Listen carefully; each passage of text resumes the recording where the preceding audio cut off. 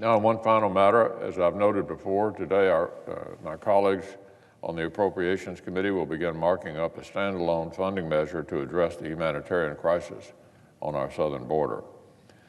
By now, it could hardly be more obvious that the border crisis is unacceptable and unsustainable. I think all of us know perfectly well that immigration is a politically charged subject. But surely, at a minimum, Congress ought to at least be able to provide these emergency funds. This is what my Republican colleagues and I have been saying over and over and over again for weeks. Remember, we're talking about money for non-controversial purposes, mostly humanitarian efforts. These are resources so that authorities can better accommodate the men, women, and children who've been turning up in record numbers on our southern border.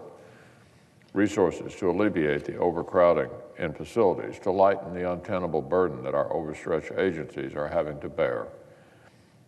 Whatever the Senate's other disagreements, Madam President, and there certainly are plenty of them, this funding for these purposes in the midst of this crisis should be a slam dunk. I won't repeat here all the facts and statistics that show why the status quo is so unsustainable. By now, we all know that the agencies on our border are running on fumes.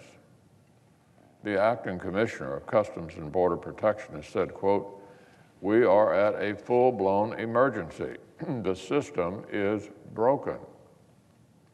The acting director of Immigration and Customs Enforcement put it this way: "We're begging," he said. "We're asking Congress, please help us."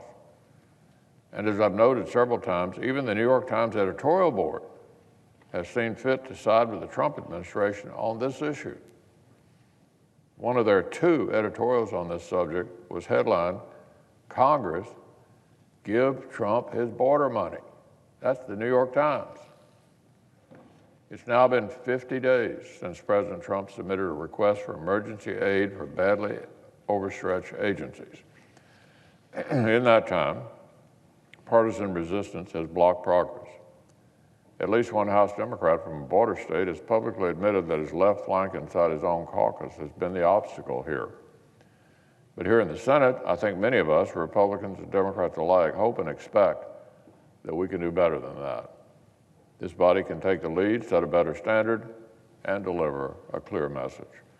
If the Appropriations Committee can approve this legislation today across party lines, it will be a big sign of progress.